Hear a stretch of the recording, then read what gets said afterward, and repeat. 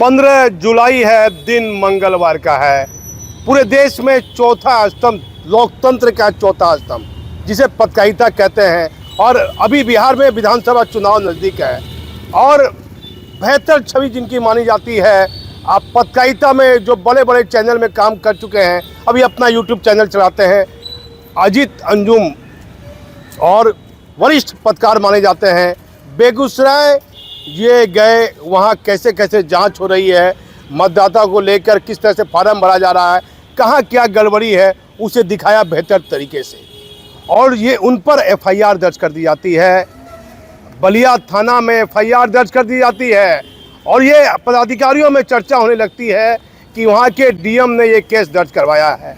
बेगूसराय के डीएम ने ये केस दर्ज करवा दिया है उन पर, और ये चर्चा हो रही है कि इससे सरकार की छवि खराब होगी। और पूर्व डीजी की आप बात मानिए, अनिल पांडे हुआ करते थे, भागलपुर आईजी हुए, एडीजी हुए। पत्रकार तो आपको सूचना देता है, उसकी सूचना कितनी सही है उस पर आप कार्रवाई कीजिए।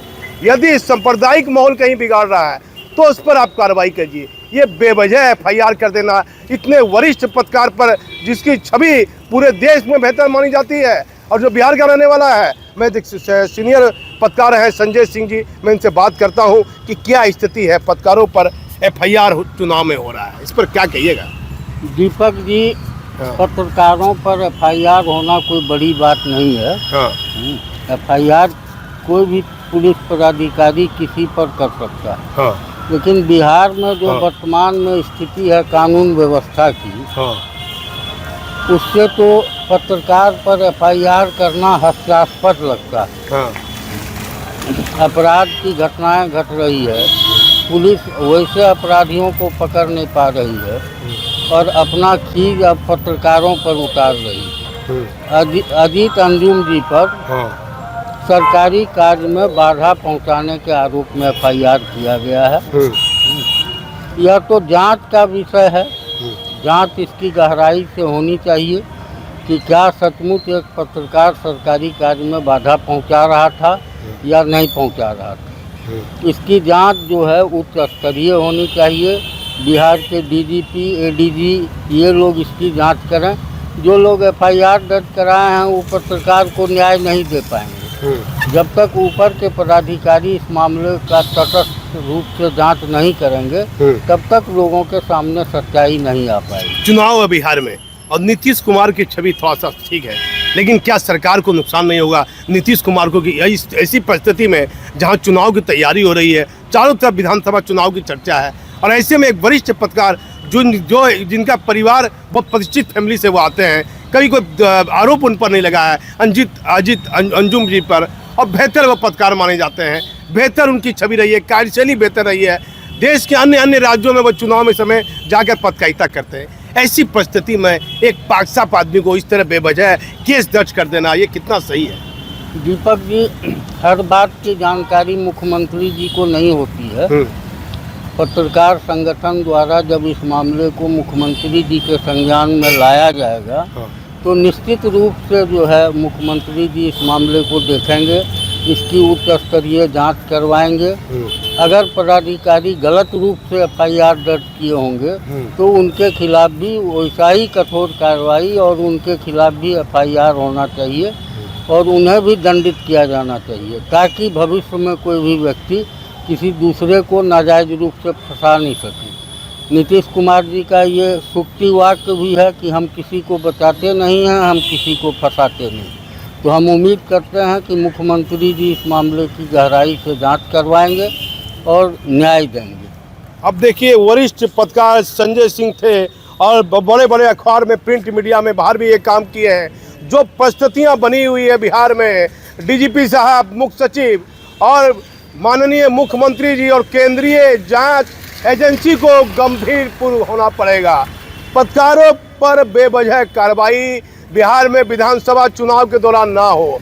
पत्रकार एक ऐसा लोकतंत्र, एक ऐसा आपके पास एजेंसी है, यदि आपकी कोई जांच एजेंसी, कोई पुलिस की एजेंसी जहां काम नहीं कर पा रही है, वहां पत्रकार पहुंचकर सवाल खड़ा करता है। एक बेवजह एक वरिष्ठ पत्रकार जिसकी छवि बेहतर मानी जाती है पूरे हिंदुस्तान में, और जो बिहार से जुड़ा हुआ है, माननीय तो नहीं का बड़े भाई है अजीत अंजुम जी, मुझसे उम्र में बहुत सीनियर है वो, लेकिन माननीय जितने भी लोग माननीय है बिहार में, उनको ध्यान देना चाहिए कि एक वरिष्ठ पत्रकार पर बेगूसराय जिले में ये जो एफआईआर कराई गई है, ये कहां से न्याय संगत है। नीतीश कुमार जी, बड़ी बड़ी जांच एजेंसी को ध्यान देना चाहिए कि बिहार में पत्रकारों पर बेवजह कार्रवाई ना हो। आप देखिए, यदि पत्रकार कोई खबर बना रहा है, यदि आपको लगता है कि गलत बना रहा है, तो उस पर वहाँ के ऑफिस में उसको नोटिस दीजिए, बुलाइए उसको पहले, उसके बाद कोई कार्रवाई कीजिए। डायरेक्ट एफआईआर कर देना क्या ये न्याय संगत है? जिस तरह से पूरे सोशल मीडिया में भाई जी अजीत अंजुम जी पर जो एफआईआर दर्ज हुई है, सोशल मीडिया में लोग इसका विरोध कर रहे हैं। आम लोग अजीत अंजुम जी के साथ में हैं। बेगूसराय के प्रशासनिक पदाधिकारियों ने किस परिस्थिति में ये केस दर्ज किया है, क्यों किया है, ये तो कह पाना कठिन होगा। लेकिन बिहार सरकार के मुखिया नीतीश कुमार की छवि इस पर कहीं ना कहीं खराब होती है। तो सरकार को ध्यान देना चाहिए कि चुनाव के दौरान सरकार की छवि कहीं खराब ना हो जाए। पत्रकारों पर बेवजह एफआईआर दर्ज ना हो, वह आपको एक सूचना देने वाला तंत्र है। यदि सांप्रदायिक माहौल कहीं खराब कर रहा है तो ठीक है, आप कार्रवाई कीजिए, लेकिन वह कोई मामला गड़बड़ है, उसे उजागर कर रहा है और बेवजह जो कहीं से भी न्याय संगत नहीं है, अब पत्रकारों को फंसाया जा रहा है, एफआईआर दर्ज की जा रही है, उसकी आवाज़ को दबाने की कोशिश की जा रही है, डराया जा रहा है। वैसे अजीत अंजुम जी बहुत मजबूत और ताकतवर पत्रकार माने जाते हैं, लेकिन जो बिहार में जो इन पर एफआईआर दर्ज हुई है, वो कहीं ना कहीं सरासर गलत हुई है। चारों तरफ चर्चा हो रही है, इससे सरकार की छवि पर असर पड़ रहा है। मैं इसमें भागलपुर से दीपक नौरंगी।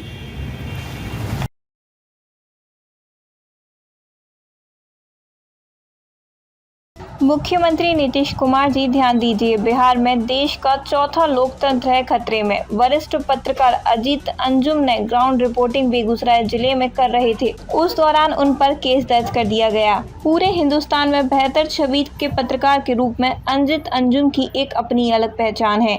वरिष्ठ पत्रकार अजीत अंजुम की पारिवारिक पृष्ठभूमि बहुत बेहतर मानी जाती है। नीतीश कुमार जी, बिहार में विधानसभा चुनाव के दौरान पत्रकारों पर बेवजह मामला दर्ज ना हो, इस पर ध्यान दीजिए। मुख्यमंत्री जी, पत्रकारों पर बेवजह दबाव डालने, डराने, धमकाने और यहाँ तक कि झूठे मुकदमे में फंसाने की कोशिशें आम होती जा रही हैं। मुख्यमंत्री नीतीश कुमार जी, आपके सुशासन में बहुत ही पत्रकारों की हत्या भी बिहार में हुई। पत्रकारों को बेवजह किसी दर्ज कर अलग अलग फंसाया भी जा रहा है। नीतीश कुमार जी, बिहार में ही नहीं, आपकी छवि पूरे देश में अलग मानी जाती है, लेकिन आपके सुशासन में पत्रकारों पर बेवजह मामला क्यों दर्ज किया जा रहा है? बिहार में विधानसभा चुनाव है, आपकी सरकार की छवि कुछ पदाधिकारी क्या खराब करना चाहते हैं? कहीं ना कहीं सवाल तो खड़े होते ही हैं। बेगूसराय के बलिया थाना क्षेत्र में यूट्यूबर और वरिष्ठ पत्रकार अजीत अंजुम के खिलाफ सरकारी कार्य में बाधा डालने और सांप्रदायिक विद्वेष फैलाने के आरोप में प्राथमिकी दर्ज की गई है। बिहार के बेगूसराय जिले में यूट्यूबर और पत्रकार अजीत अंजुम के खिलाफ एफआईआर दर्ज की गई है। उन पर